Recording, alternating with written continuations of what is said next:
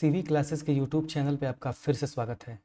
अपने भारतीय राष्ट्रीय आंदोलन के अंतर्गत आज का हमारा टॉपिक है सविनय अवज्ञा आंदोलन। प्रश्नों को स्टार्ट करने से पहले सबसे पहले इसके पृष्ठभूमि को समझ लेते हैं, जिससे इसके संबंधित प्रश्नों को करने में हमें आसानी होगी। जैसा कि हमने देखा कि किस प्रकार से साइमन कमीशन आया, जिसका विरोध भारतीयों द्वारा किया गया। उसके बाद इसके विरोध में नेहरू रिपोर्ट आई। फिर नेहरू रिपोर्ट के विरोध में जिन्ना ने अपने 14 सूत्रीय प्रस्ताव पेश किए और इसी बीच कांग्रेस का लाहौर अधिवेशन 1929 हुआ, जिसमें कि पूर्ण स्वराज की मांग की गई। इसके बारे में हम लोगों ने काफ़ी अच्छे से पढ़ा है और किस प्रकार से 1929 ईस्वी के बाद 1930 ईस्वी में 26 जनवरी को स्वतंत्रता दिवस के रूप में मनाया गया और इसी में यह निर्णय लिया गया कि कांग्रेस द्वारा सविनय अवज्ञा आंदोलन शुरू किया जाएगा और इसका पूरा जो जिम्मेदारी है वह महात्मा गांधी को दी गई कि वही इस सविनय अवज्ञा आंदोलन की रूपरेखा को तैयार करें और सविनय अवज्ञा आंदोलन का नेतृत्व करें।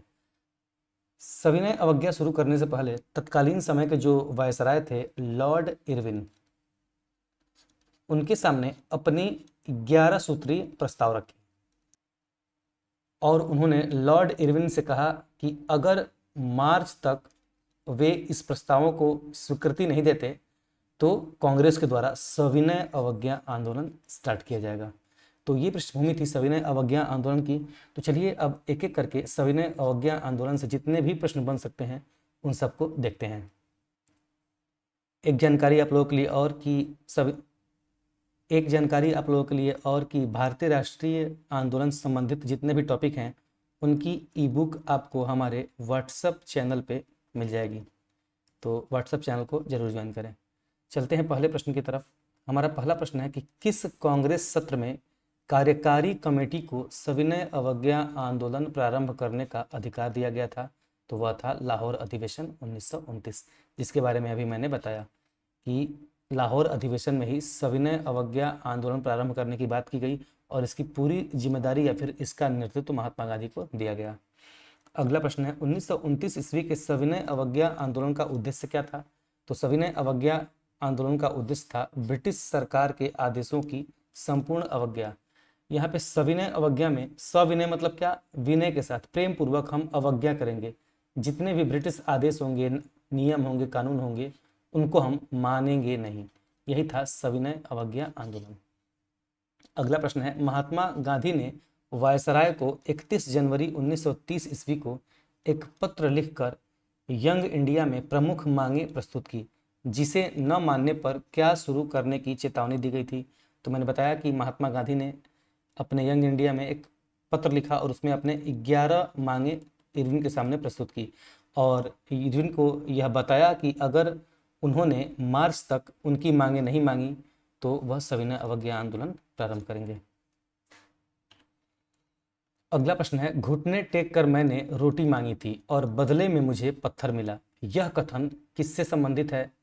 तो यह दांडी मार्च से संबंधित है और इरविन के प्रत्युत्तर में गांधी जी द्वारा यह कहा गया। जैसा कि अपनी जब 11 सूत्री मांगे गांधी जी द्वारा पेश की गई, उसके बाद जब इरविन ने इनको नहीं माना तो गांधी जी ने अप्रोच किया कि वह लॉर्ड इरविन से मिले, लेकिन लॉर्ड इरविन ने गांधी जी से मिलने से मना कर दिया और इसके बाद गांधी जी ने कहा कि घुटने टेक कर मैंने रोटी मांगी थी और बदले में मुझे पत्थर मिला। तो ये स्टेटमेंट काफ़ी इंपॉर्टेंट है, तो इसको ध्यान रखेंगे। अगला प्रश्न है 1930 ईस्वी में महात्मा गांधी ने सविनय अवज्ञा आंदोलन कहाँ से प्रारंभ किया?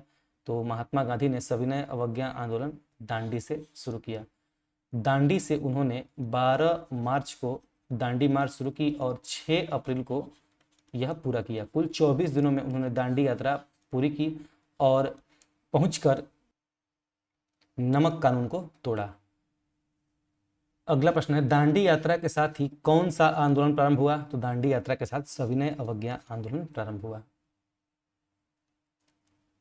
अगला प्रश्न है 12 मार्च 1930 ईस्वी को गांधी जी ने अपने कितने समर्थकों के साथ साबरमती से दांडी की यात्रा प्रारंभ की थी? तो महात्मा गांधी ने कुल 78 अपने साथियों के साथ दांडी की यात्रा प्रारंभ की। अगला प्रश्न है 12 मार्च 1930 ईस्वी को गांधी जी ने अपने कितने समर्थकों के साथ साबरमती से दांडी यात्रा प्रारंभ की? 78 अनुयायियों के साथ। इसके बारे में हम लोगों ने पिछले वाले प्रश्न में पढ़ लिया है। अगला प्रश्न है सविनय अवज्ञा आंदोलन के रूप में गांधी जी ने दांडी मार्च कब प्रारंभ किया? तो गांधी जी द्वारा 12 मार्च 1930 ईस्वी को दांडी मार्च प्रारंभ किया गया।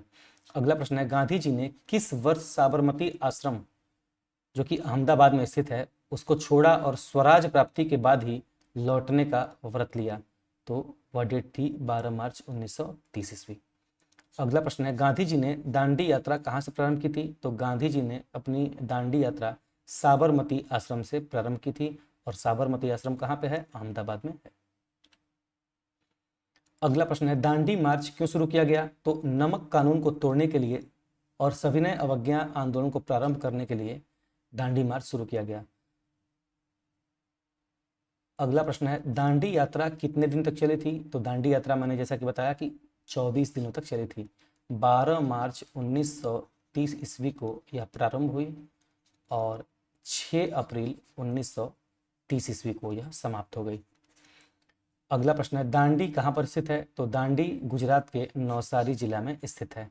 अगला प्रश्न है किस प्रांत के समाजवादियों की संख्या महात्मा गांधी के दांडी कूच में सर्वाधिक थी?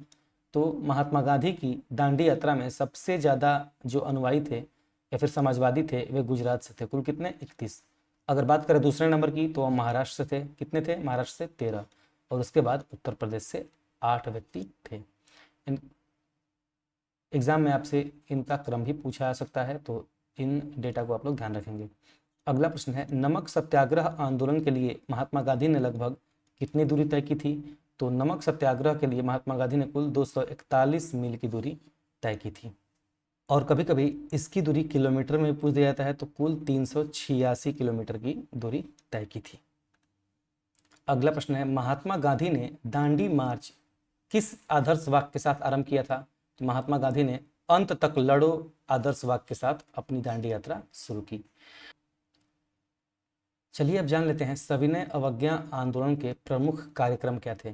तो सबसे पहला कार्यक्रम था कि नमक कानून का उल्लंघन कर स्वयं नमक बनाना, क्योंकि उस समय नमक बनाने पर अंग्रेजों का एकाधिकार था, और इसीलिए गांधी जी ने नमक बना के उनके एकाधिकार को चुनौती दी और उसको तोड़ा।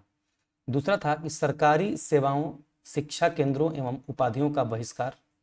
तीसरा था महिलाओं द्वारा शराब, अफीम एवं विदेशी कपड़ों की दुकानों पर शांतिपूर्ण धरना दिया जाएगा। चौथा था कि समस्त विदेशी वस्तुओं का बहिष्कार किया जाएगा। पांचवा था कर अदायगी पर रोक लगाई जाएगी, और छठा था ब्रिटिश सरकार के आदेशों की संपूर्ण अवज्ञा। तो ये सविनय अवज्ञा आंदोलन के प्रमुख कार्यक्रम थे, इनको ध्यान रखेंगे। अगला प्रश्न है किस आंदोलन में महिलाओं की भागीदारी सर्वाधिक मानी जाती है? तो नमक सत्याग्रह या फिर सविनय अवज्ञा आंदोलन में महिलाओं की भागीदारी सर्वाधिक मानी जाती है। अगला प्रश्न है किन महिलाओं ने गांधी जी के नमक आंदोलन में भाग लिया था? तो कुछ प्रमुख महिलाओं की बात करें जिन्होंने गांधी जी के नमक आंदोलन में भाग लिया था, वे हैं सरोजनी नायडू, राजकुमारी अमृता कौर, कमला देवी चट्टोपाध्याय। तो इनके नाम भी आप लोग ध्यान रखेंगे। अगला प्रश्न है दांडी महात्मा गांधी के नेतृत्व में दांडी नमक मार्च का गंतव्य किस राज्य में स्थित है? तो दांडी कहाँ पे स्थित है? गुजरात में स्थित है। अगला प्रश्न है शक्ति के विरुद्ध अधिकार की इस लड़ाई में मैं विश्व की सहानुभूति चाहता हूँ, यह कथन किससे संबंधित है? तो यह कथन महात्मा गांधी ने दांडी यात्रा के समय कही थी कि शक्ति के विरुद्ध अधिकार की इस लड़ाई में मैं विश्व की सहानुभूति चाहता हूँ। तो इस स्टेटमेंट को आप लोग ध्यान रखेंगे। अगला प्रश्न है गांधी जी ने दांडी समुद्र तट पर नमक कानून का उल्लंघन किस तिथि को किया?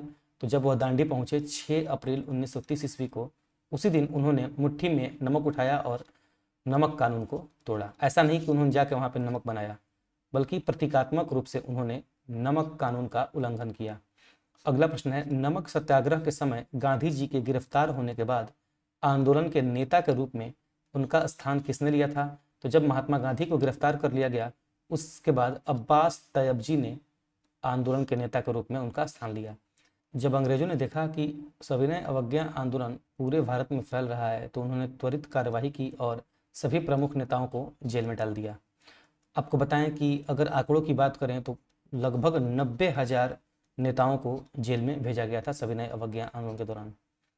अगला प्रश्न है, गांधी जी की दांडी यात्रा नेपोलियन की एल्बा से पेरिस की ओर किए गए अभियान के समान थी, यह कथन किसका है? तो सुभाष चंद्र बोस ने गांधी जी की दांडी यात्रा की तुलना नेपोलियन की एल्बा से पेरिस की यात्रा से किया था, तो इसको ध्यान रखेंगे। अगला प्रश्न है, सविनय अवज्ञा आंदोलन के दौरान सरोजनी नायडू ने कहाँ के नमक डिपो पर धावा बोलने के लिए सत्याग्रहियों का नेतृत्व किया था? तो उस समय सरोजनी नायडू ने धरसना नमक डिपो पर धावा बोला था, इसको ध्यान रखेंगे। अगर बात करें धरसना की, तो धरसना किस राज्य में स्थित है? तो धरसना भी गुजरात राज्य में स्थित है। कभी कभी ये पूछ दिया जाएगा, तो इसके लिए इसको ध्यान रखेंगे। अगला प्रश्न है कि धरसना नमक खाने का किस यूनाइटेड प्रेस के संवाददाता ने गलत विवरण दिया था? तो वह पत्रकार था वेब मिलर, जिन्होंने धरसना नमक खाने के बारे में गलत विवरण प्रदान किया था। अगला प्रश्न है, किस अमेरिकी पत्रकार ने लिखा है कि धरसना जैसा भयानक दृश्य मैंने अपने जीवन में कभी नहीं देखा? तो वे अमेरिकी पत्रकार थे वेब मिलर, जिन्होंने लिखा है कि धरसना जैसा भयानक दृश्य मैंने अपने जीवन में कभी नहीं देखा।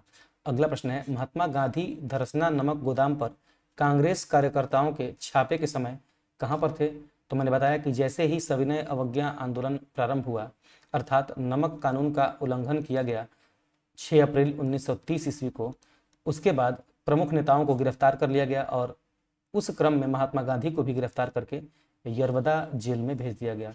तो धरसना नमक गोदाम पर कांग्रेस कार्यकर्ताओं के छापे के समय महात्मा गांधी यरवदा जेल में थे।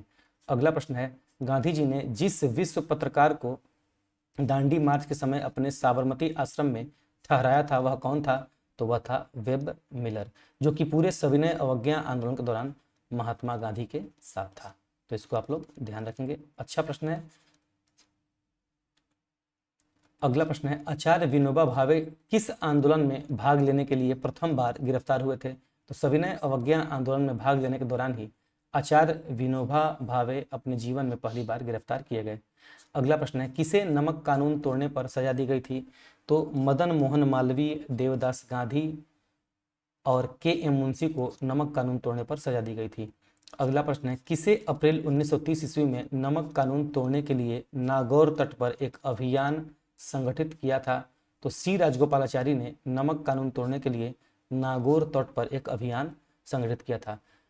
जैसा कि सविनय अवज्ञा आंदोलन के प्रारूप में ही था कि जो जहां से है वहीं से इस आंदोलन का नेतृत्व करे, तो तमिलनाडु के तट पे सी राजगोपालाचारी ने नमक आंदोलन का नेतृत्व किया था।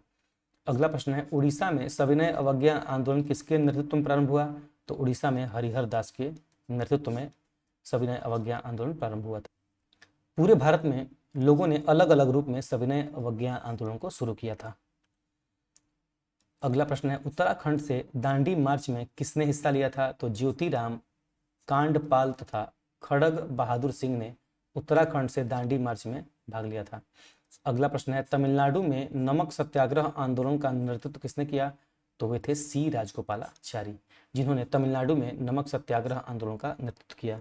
मैंने बताया कि किस प्रकार से पूरे भारत में अलग अलग जगह पे अलग अलग रूप में सविनय अवज्ञा आंदोलन का जो है वह नेतृत्व किया जा रहा था।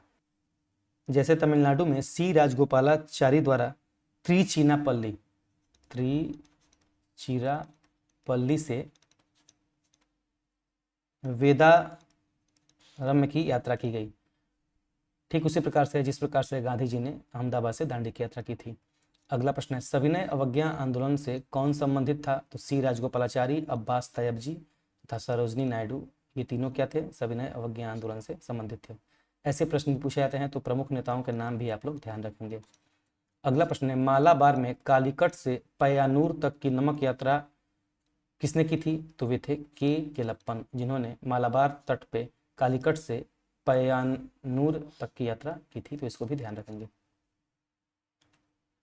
अगला प्रश्न है, किस राज्य के विभिन्न जिलों में नमक सत्याग्रह को सफलतापूर्वक कार्य करने के उद्देश्य से शिविरों की स्थापना की गई थी? तो आंध्र प्रदेश राज्य में नमक सत्याग्रह के सफलतापूर्वक रूप में कार्य करने के उद्देश्य से शिविरों की स्थापना की गई थी। अगला प्रश्न है, उड़ीसा में किस गांधीवादी नेता ने नमक सत्याग्रह का नेतृत्व किया था? तो गोपाल बंधु चौधरी ने उड़ीसा में नमक सत्याग्रह का नेतृत्व किया था। अगला प्रश्न है, बादशाह खान एवं सीमांत गांधी के नाम से कौन प्रसिद्ध थे? तो खान अब्दुल गफ्फार खान सीमांत गांधी के नाम से प्रसिद्ध थे। अगला प्रश्न है, खुदाई खिदमतगार संगठन की स्थापना किसने की थी? तो खुदाई खिदमतगार संगठन की स्थापना खान अब्दुल गफ्फार खान ने की थी। मैंने बताया कि पूरे भारत में अलग अलग रूप में सविनय अवज्ञा आंदोलन का नेतृत्व किया जा रहा था। तो उत्तर पश्चिमी सीमा पे खान अब्दुल गफ्फार खान ने इस आंदोलन का, जिसको कि लाल कुर्ती आंदोलन भी कहा जाता है, उसका नेतृत्व किया था। और मैंने तमिलनाडु में बताया है कि किस प्रकार से सी राजगोपालाचारी द्वारा किया गया। अगर बिहार की बात करें तो बिहार में भी चौकीदार कर न देकर सविनय अवज्ञा आंदोलन का प्रारंभ किया गया था। तो ये सारी चीजें आप लोग ध्यान रखेंगे। अगला प्रश्न है, सीमांत गांधी, जिनको कि खान अब्दुल गफ्फार खान के नाम से जाना जाता है, उन्होंने पठानों की पार्टी बनाई थी। इस पार्टी का क्या नाम था? तो उनकी पार्टी का नाम था खुदाई खिदमतगार। अगला प्रश्न है, लाल कुर्ती दल क्यों संगठित किया गया था? तो अंग्रेजों को भारत से निकालने के लिए लाल कुर्ती आंदोलन को संगठित किया गया था। अगला प्रश्न है, अंग्रेजों के विरुद्ध खान अब्दुल गफ्फार खान द्वारा प्रारंभ किए गए आंदोलन का क्या नाम था? तो खान अब्दुल गफ्फार खान द्वारा जो आंदोलन प्रारंभ किया उसका नाम था लाल कुर्ती आंदोलन। अगला प्रश्न है, लाल कुर्ती आंदोलन के नेता कौन थे? तो लाल कुर्ती आंदोलन के प्रमुख नेता थे खान अब्दुल गफ्फार खान। अगला प्रश्न है, फ्रंटियर गांधी का असली नाम क्या था? तो खान अब्दुल गफ्फार खान को फ्रंटियर गांधी या फिर सीमांत गांधी के नाम से भी जाना जाता है। दोनों नाम याद रखेंगे, फ्रंटियर गांधी या फिर सीमांत गांधी, कोई भी नाम दे सकता है एग्जाम में। अगला प्रश्न है, फक्र ए अफगान की उपाधि किसे मिली थी? तो खान अब्दुल गफ्फार खान को फक्र ए अफगान की उपाधि दी गई थी। अगला प्रश्न है, खुदाई खिदमतगारों को आम लोग किस नाम से जानते थे? तो खुदाई खिदमतगारों को आम लोग लाल कुर्ती वाले के रूप में जानते थे। अगला प्रश्न है, भारतीय स्वाधीनता संघर्ष के दौरान रेड शर्ट के नाम से जाने जाने वाले खुदाई खिदमतगारों ने किसका आह्वान किया? तो उन्होंने पठान क्षेत्रीय राष्ट्रवादी एकता उपनिवेशवाद के विरुद्ध संघर्ष का जो है वह आह्वान किया था। अगला प्रश्न है, गढ़वाल रेजिमेंट के सैनिकों ने उत्तरवादियों पर गोली चलाने से कब इनकार कर दिया? तो सविनय अवज्ञा आंदोलन के दौरान गढ़वाल रेजिमेंट ने उत्तरवादियों पर गोली चलाने से इनकार कर दिया। तो आप देख सकते हैं किस प्रकार से सविनय अवज्ञा आंदोलन का प्रभाव जो था वह पूरे भारतीयों में था। अगला प्रश्न है, सन 1930 ईस्वी में अंग्रेज सरकार के विरुद्ध पेशावर कांड का नायक कौन था? तो पेशावर कांड का नायक थे वीर चंद्र सिंह गढ़वाली। अगला प्रश्न है, जिया तरंग आंदोलन प्रारंभ हुआ था किस क्षेत्र में? तो मणिपुर क्षेत्र में जिया तरंग आंदोलन प्रारंभ हुआ था और यह सविनय अवज्ञा आंदोलन के दौरान ही हुआ था। मैंने बताया कि पूरे भारत में अलग अलग तरह से सविनय अवज्ञा आंदोलन का प्रसार हो रहा था। अगला प्रश्न है, रानी गैदिनलियू उत्तर पूर्व से एक स्वतंत्रता सेनानी थी, यह किस राज्य से संबंधित थी? तो रानी गैदिनलियू मणिपुर राज्य से संबंधित थी और यह भी सविनय अवज्ञा आंदोलन के दौरान ही उस क्षेत्र में इस आंदोलन का नेतृत्व कर रही थी। अगला प्रश्न है, नागालैंड की किस रानी ने गांधी जी के आह्वान पर विदेशी शासन के विरुद्ध विद्रोह किया था और उन्हें आजीवन कारावास की सजा दी गई थी? वो थी रानी गैदिनलियू। तो इनका नाम आप लोग ध्यान रखेंगे, इंपॉर्टेंट नाम है। अगला प्रश्न है, प्रभात फेरी किस क्षेत्र की स्वतंत्रता संग्राम सेनानी थी? तो प्रभात फेरी जो है वह पटना क्षेत्र की स्वतंत्रता संग्राम सेनानी थी। अगला प्रश्न है, सविनय अवज्ञा आंदोलन की असफलता के बाद गांधी जी ने किसको महत्व दिया था? तो जब सविनय अवज्ञा आंदोलन असफल हो गया तो उन्होंने रचनात्मक कार्यक्रम की ओर अपना ध्यान दिया और खासकर अपना पूरा ध्यान उन्होंने हरिजन उत्थान में लगाया। तो इस चीज को आप लोग ध्यान रखेंगे। अगला प्रश्न है, गांधी जी ने अंततः सविनय अवज्ञा आंदोलन कब स्थगित किया? तो 1934 ईस्वी में गांधी जी ने सविनय अवज्ञा आंदोलन को स्थगित कर दिया और स्थगित करने का कई कारण था। जैसे सबसे मुख्य कारण था सरकार द्वारा दमनकारी नीति का अपनाया जाना और दूसरा था कि आंदोलन में कुछ कमियां थी जो गांधी जी मानते थे, जिसके कारण भी उन्होंने इसका स्थगन करना सही समझा। और एक और कारण था कि गांधी इरविन समझौता हो गया और गांधी इरविन समझौता के बाद ही सविनय अवज्ञा को स्थगन करना जो है तय किया गया और इसी के बाद गांधी जी गोलमेज सम्मेलन में हिस्सा भी लेंगे। इसके बारे में हम लोग आगे पढ़ेंगे। अगला प्रश्न है, भारतीय पूंजीपतियों द्वारा किस राष्ट्रीय आंदोलन को समर्थन दिया गया था? तो सविनय अवज्ञा आंदोलन को भारतीय पूंजीवादियों द्वारा समर्थन दिया गया था। इसका भी कारण था क्योंकि जो ब्रिटिश औपनिवेशिक सरकार थी वह आयात और निर्यात पे अपना पूरा अधिकार जमाए हुई थी। तो जो भारतीय पूंजीपति थे वह भी सहूलियत चाहते थे और उन्होंने भी इस आंदोलन को अपना समर्थन दिया। जैसे गांधी जी ने अपने 11 सूत्री जो कार्यक्रम पेश किए थे उसमें पूंजीपतियों के लिए भी नियम थे, तो इन्होंने भी सविनय अवज्ञा आंदोलन को अपना समर्थन दिया। तो ये था हमारा सविनय अवज्ञा आंदोलन और उससे संबंधित कंप्लीट वीडियो लेक्चर। अगर वीडियो पसंद आता है तो जितना हो सके अपने ग्रुप में शेयर करें और चैनल को सब्सक्राइब नहीं किया है तो सब्सक्राइब जरूर करें। मिलते हैं अगले वीडियो में अगले टॉपिक के साथ। Thank you.